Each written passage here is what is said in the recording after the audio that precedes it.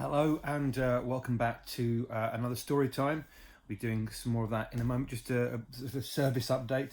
Apologies we haven't managed to get stories out as much as we had been. The bubble bursting, the year 2 bubble bursting made things a little tricky. We're trying to get ahead of, make sure we've got all the learning bits and pieces in place the next 2 weeks. So if anything else untoward happens, that's all there. So we did prioritise the videos for the learning videos rather than the story. So sorry about that for anyone who's missing it. And also for the Greek myths, unfortunately the book's stranded at school. So I found some other Greek myth books that I happen to have lying around the house, but I think some of them might be a little wordy. But I'm going to have a check, see what's going to work. But hopefully we'll get those up too. But anyway, without further ado, on to the Creakers, and we are on Chapter 14, Human Spells. So, Lucy couldn't hold it together any longer. She'd been staying strong ever since the day it all began. She'd already lost her dad. Now hearing these creatures say that she might never get her mum back too was just too much. So Lucy did the only thing a person can do when there's nothing more a person can do. She had a good old cry. She howled and wailed, sitting on top of the washing basket with the 4 hideous creakers trapped underneath, listening to her sobs. The tears started filling up the insides of her swimming goggles, but she didn't dare take them off. She definitely didn't trust the creakers. "What's the kidda doing?" said Scratch. "Oh, the rotten noise," said Sniff, plugging his floppy ears with his long fingers. "I'm crying, you horrid things," Lucy sobbed. "Crying? What is crying?" Sniff asked. Out of the corners of her teary eyes, Lucy could see all 4 creakers peering at her through the bars of the washing basket. "Haven't you ever seen anyone crying before?" Lucy sniffled. "No," the creakers said together. "Oh, we be creaking when kidders are snoozing. We never seen a crying human before us," explained Grunt. Lucy wiped away the tears that trickled down her cheeks and sniffed up a sob. "Well, crying is what you do when you're really, really sad about something," she said. "Oh, crying is bad?" Guff asked eagerly. "Us creakers usually be liking the bad stuff." Actually, my dad used to say that crying's a good thing. It's when all the sad stuff inside your mind builds up so much it starts to leak out of your eyes. It's good to let it out," said Lucy.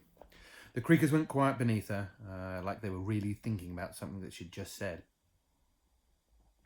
"Oh, sometimes I think I might have too much bad stuff inside my noggin," admitted Scratch, peeling a bit of skin from his itchy scalp and popping it in his mouth.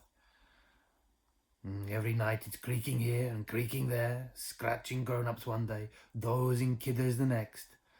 His voice started to sound rather strange, almost like he was trying not to laugh. "Oh, I knows what you mean," said Sniff, who started to giggle a little. "All we be doing is the nasties, night in, night out," agreed Guff. And with that, the 3 of them cracked up in fits of laughter. Lucy stared down at them. What horrible creatures, she thought, laughing at someone who's upset. But then she remembered these creakers were from a backwards world. When they laughed, when they laughed, it actually sounded like crying. So did this mean that now they were laughing, they weren't actually upset? It's all very confusing, rather odd. "Oh, pull yourself together, you twazzles," hissed Grunt. The kiddling be putting you under kiddling spells, making you all humany and washy-brained. Naughty human magic." He glared up at Lucy through the bars of the washing basket.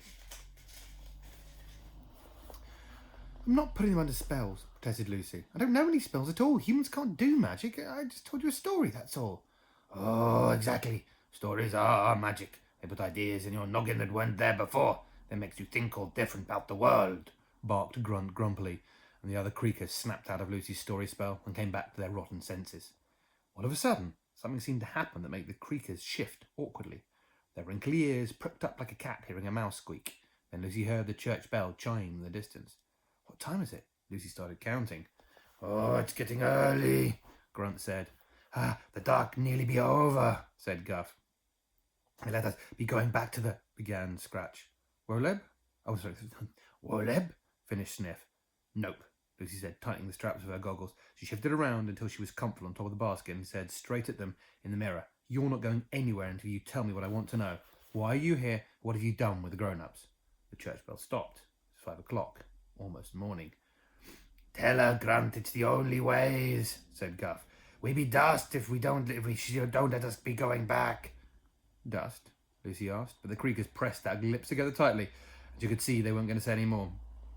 She tried again. Tell me everything. You're staying here. There was a silence as Grunt thought about what to do. He was caught in a rotten pickle. Though actually, Grunt loved rotten pickle, especially when it was mouldy in a mouldy cheese sandwich. This was more like being caught in a fresh strawberry. This isn't working well. This was more like being caught in a fresh strawberry for Grunt, which he hated. Tell her, Grunt, whispered Sniff nervously.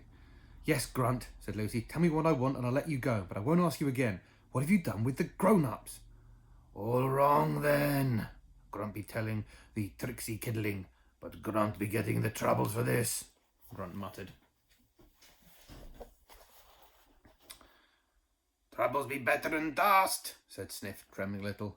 Grunt sighed and ran his claws over his spiky nailed back. Oh, be simple easy to understand.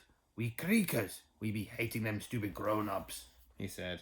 Hating the grown-ups? Said Lucy. Hating 'em like the smell of roses on a sunny morning.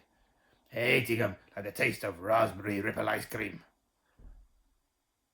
Hating 'em like a warm, hot water bottle on a cold night. All the creakers agreed, shuddering.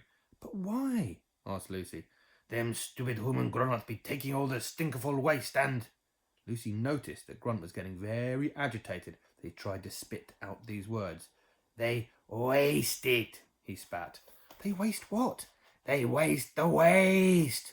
All the creakers barked in unison. All the glorious rubbish. All the rotten leftovers. All the stuff you silly humans use once then get rid of. They takes it and they chucks it in the watery oceans, said Grunt. Oh, they buries it under the ground, added Guff. Or they burns it up onto smoky clouds, hiding out of sight, out of brain, but worst of all, out of reach of us. Creakers, said Scratch and Sniff together.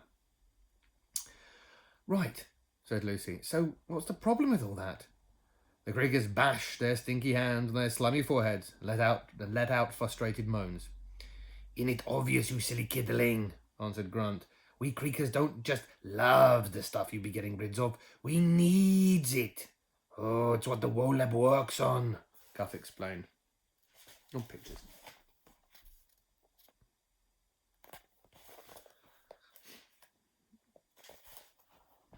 All them things your grown-ups be thinking is rotten and nasty and wants out of their homes. We creakers wants to have it. Oh, I see, to reuse it, said Lucy. Yes, they barked. That's why we be snatching up all the grown-ups, taking away, just leaving the messy kiddlings behind, Grunt explained. You little muckers knows how to make good mark, Gruff said approvingly. And you not be clearing it up. We be able to come and takes all the mess we wants now. We takes it back and we builds stinkerful homes. You make your homes out of rubbish? Lucy asked. Oh, yes, Guff said enthusiastically. We make the worst rotten homes in all the Wolab, big smelly ones where the walls are made of lumpy cardboard egg boxes and the windows out of fizzy whiz bottles. I got a pure banana peel rug, said Scratch. And my pillows is plastic bags stuffed with empty tin cans, boasted Sniff. Oh, I see, said Lucy. She tried to imagine their homes built from the rubbish she would throw in the bin. They sounded rather awful to her, but the creakers seemed very proud of how disgusting they were. So if we let your stupid grown-ups go hiding it all in the ground, went on Grunt, or the oceans, or the sky, we'd be having nothing to live by anymore, Guff finished. We'd not be able to survive in the Wolab. Lucy took a moment to really think about everything they had said. She thought about all the mess she'd made, and where it went when her mum threw it away, about all those truckloads of rubbish bags she used to see her dad drive off to Whiffington Dump each day. Oh, now the kidlings be letting us go, like she promised, yes? Said Grunt. Oh, before the sun dusts us all, blurted Guff. Be quiet, you stupid twit, snapped Grunt, shoving Guff so hard that Lucy felt the washing basket wobble beneath her. You'll be telling her our weaknesses. The sun dusts you, Lucy asked, her brains whirring. Do you not like sunlight? Grunt sighed, and in the mirror Lucy saw him shoot Guff an arty look. Oh, the sun be too nice, he grumbled, and warm, and lovely, and kind. Our black skin too fragile to see it. That's why we live in the Wolab, under the beds. Sunlight can't get to us down there. We be turning to dust if we get caught in it, explained Sniff, reaching out into his pouch and pulling out a sprinkle of dozy dust. You mean that dozy dust is made of... Dusty creaker, Sniff said sadly, placing it back in the pouch and pulling the strings tight. That be why its magic works so good and powerful. Lizzie thought of all the times she'd had little golden crumbles in the corner of her eyes when she'd woken up. She never wondered what it was before, but now she suddenly had a strange and uncomfortable feeling in her tummy. That dust meant a creaker had lost its life. They might be rotten, nasty-looking things, but Lucy was beginning to think they actually weren't all that bad. "Look, it be the bride!" cried Guff, pointing his flabby claw to the sliver of warm orange light that had just crept in through these curtains. Their time was up. There you go, and we'll do chapter 15 next time. Hopefully it won't be quite so long a break. Yes, hope everyone is keeping safe and well. Yeah, we'll see when you see you. Take care.